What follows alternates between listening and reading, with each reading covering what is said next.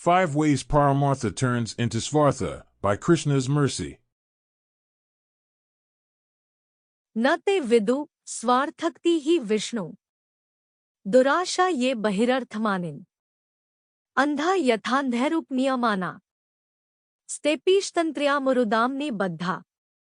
Quote, persons who are strongly entrapped by the consciousness of enjoying material life, and who have therefore accepted as their leader or guru a similar blind man attached to external sense objects, cannot understand that the goal of life is to return home, back to Godhead, and engage in the service of Lord Vishnu. As blind men guided by another blind man miss the right path and fall into a ditch, materially attached men led by another materially attached man are bound by the ropes of fruitive labor, which are made of very strong cords, and they continue again and again in materialistic life, suffering the threefold miseries.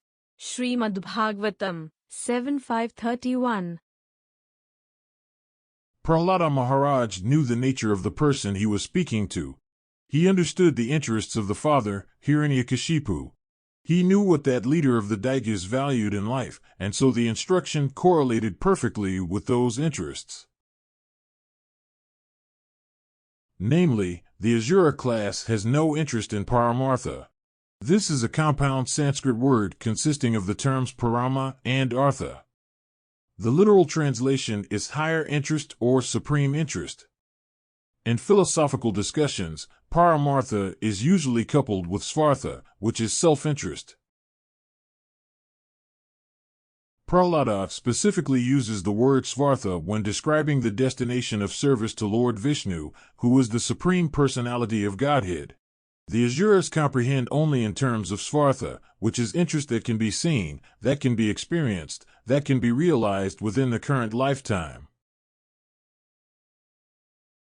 Paramartha refers to the long-term interest, extending beyond the current lifetime. As the foundation of the Asura's mindset is refusal to acknowledge an afterlife, and trying to maintain the present life indefinitely, what will they care to hear about Paramartha or trying to suitably prepare for the next life? The truth is that Paramartha, when properly understood, matches Svartha.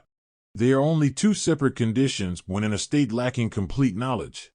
Paramartha directed at the pleasure of Vishnu automatically accounts for the various kinds of Svartha.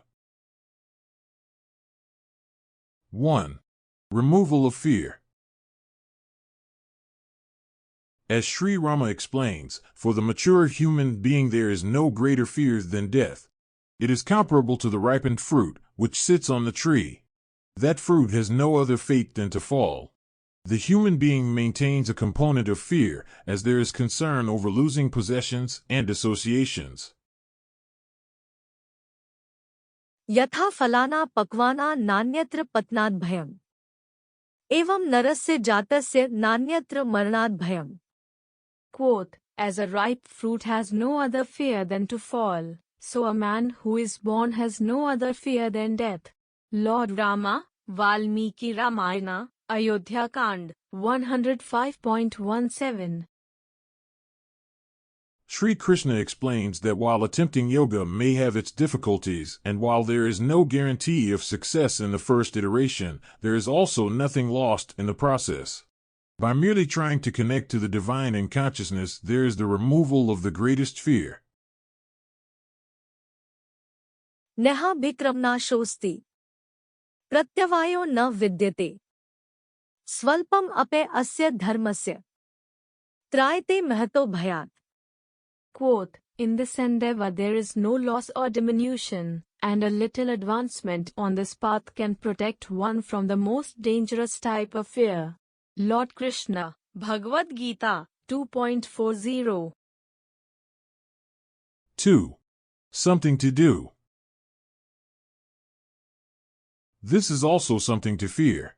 There is the saying that the idle mind is the devil's workshop. If someone has nothing to do, then they will fall into laziness. This is the mode of ignorance, which continues the cycle of depression. In the Paramartha that is yoga to Vishnu, there is the potential for variety and activity. Prahlada Maharaj gave the initial reply to his father along these lines. The father asked what was the most important thing learned in school. Prahlada proceeded to list the 9 processes of devotional service. These include hearing, chanting, worship, offering prayers, and the like. This means that a person has the potential to connect with the divine in a manner that suits their nature, in whatever way they find most pleasurable. This creates an enduring engagement, which eventually merges into the intrinsic nature, which is Dharma. 3. Sense of purpose. When a person finds something to do, they must have some motivation for both starting and continuing. There has to be a purpose.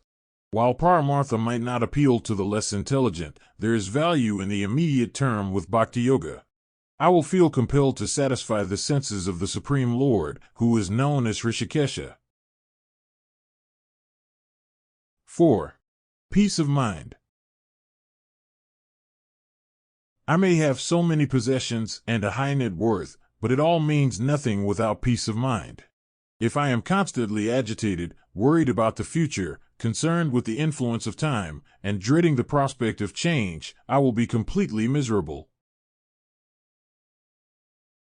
The Paramartha of serving Vishnu brings the Svartha of peace of mind. This is because the devotee knows that everything ultimately rests in the hands of the Almighty. He is in control, and he can do however he pleases. 5. Happiness.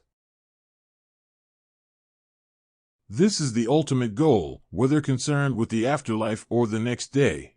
The pleasure from this happiness is known as Ananda. The spirit soul is naturally blissful. Ananda is part of our very existence. Vishya vinivartante. Niraharasya dehina. Rasvarjan rasope asya. Param drishtva nivartate. Quote, the embodied soul may be restricted from sense enjoyment, though the taste for sense objects remains.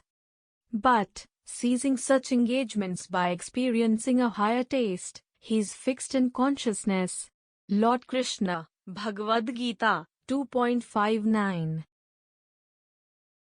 Satisfying Paramartha in the destination of Vishnu brings bliss immediately. We do not have to wait until the end of life to experience something better. This is a higher taste, and having found it, we can easily set aside that which was holding us back. In closing, Svartha and Paramartha in division seen, but actually the same to mean. When efforts to Vishnu bound, like worship and prayers to sound, or mantra repeatedly chanting, relief immediately granting, occupation with purpose to increase, steady in happiness with peace.